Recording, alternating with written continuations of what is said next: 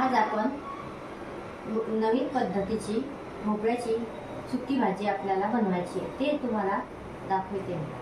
त्याकरता आपण काय काय साहित्य घेतलेलं आहे। आपण हे रात्री मी हरभऱ्याची डाळ किंवा चण्याची डाळ असे पण म्हणतात, रात्री भिजू घातलेली आहे। त्याकरता कांदा काटून ठेवलेला आहे आपण अशा प्रकारचा, आणि त्याला एवढ्या मिरच्या घ्यायच्या चवीनुसार आपल्याला जसं लागलं तसं, आणि 4-5 तुकडे अद्रकचे घेतलेले आहेत, थोडं जिरं आणि लसूण घेतलेला आहे जास्तीचा। आता आपल्याला हे जिरं मोहरी फोडणीसाठी ठेवायचं आहे, आणि हे बाकीचं सर्व मिक्सरमध्ये बारीक करून घेऊ।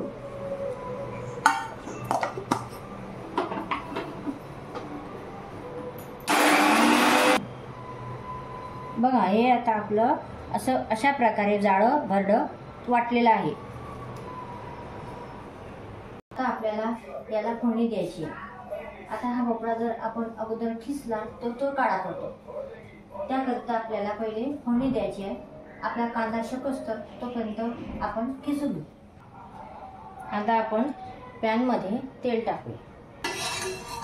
आता आपण या भाजीला जास्तच तेल वापरायचं असते, कारण की हे सुकी भाजी असल्यामुळे ती पॅनला चिपकत नाही। असं हे आपण एवढं तेल टाकलेलं आहे, आपला गॅस चालू केलेला आहे। आता आपण याला फोडणी घालू। आता आपलं तेल तापलेलं आहे, आता आपण फोडणी देऊया। आधी आपल्याला मोहरी टाकायची आहे, बघा तिची तडतडली आहे, कारण की तेल तापलं नाही तर अशी ती तडतडत नाही। तेल आपलं चांगलं गरम होऊ द्यायचं, नंतर ते टाकायचं। आता आपण हे मिरची लसूण अद्रक वाटून घेतलेलं आहे ते टाकायचं, आपल्याला चांगलं हलवून घ्यायचं।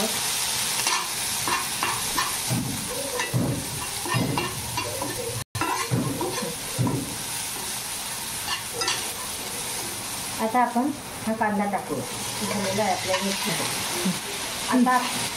आता आपण हा कांदा जास्त घेतलेला आहे, त्याचं कारण की या भोपळ्याच्या सुक्या भाजीला त्याला एकदम मऊपणा येतो आणि ती छान लागते चवीला कांद्यामुळे।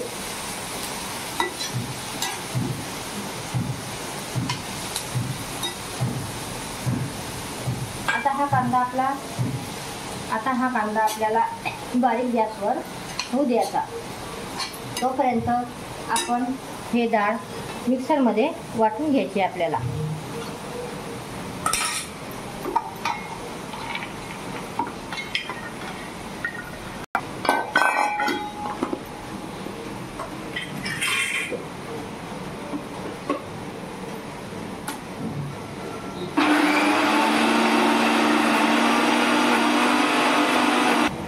आता आपण अशा प्रकारे आपण वाटून घेतलेलं आहे।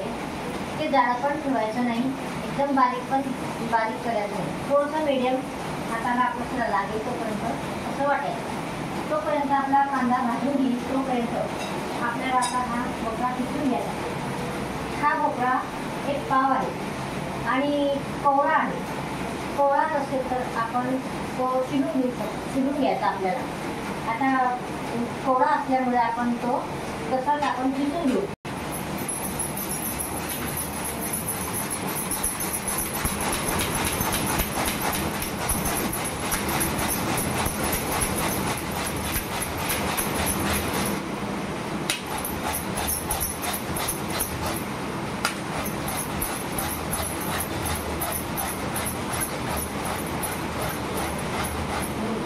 अशा प्रकारे आता आपला हा कांदा भाजून झालेला आहे। आता आपला भोपळा पण शिजून झालेला आहे। आता आपण त्याच्यामध्ये हा भोपळ्याचा पीठ टाकूया।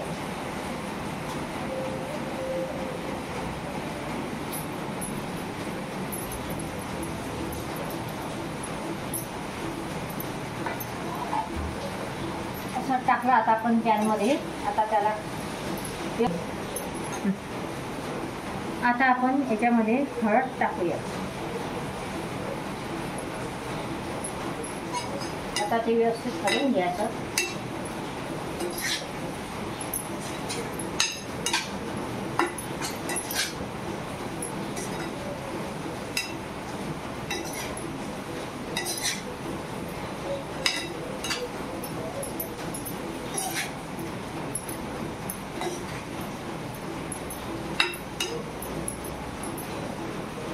आता आपण त्याच्यामध्ये मीठ टाकूया चवीनुसार. त्याच्यामध्ये मीठ टाकायचं आपल्याला. आता आपण मीठ टाकलेलं आहे. आता ते व्यवस्थित हलवून घ्यायचं.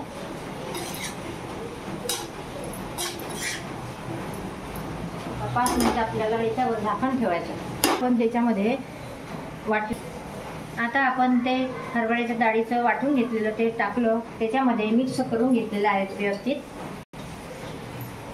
आता आपण हे झाकून घेऊया त्याचं, कारण की ते व्यवस्थित शेकल्या जाईल. आता आपल्याला आपलं हे शेकून झालेलं आहे. आता आपल्याला हे याच्यामध्ये डाळ वाटलेली टाकायची आहे.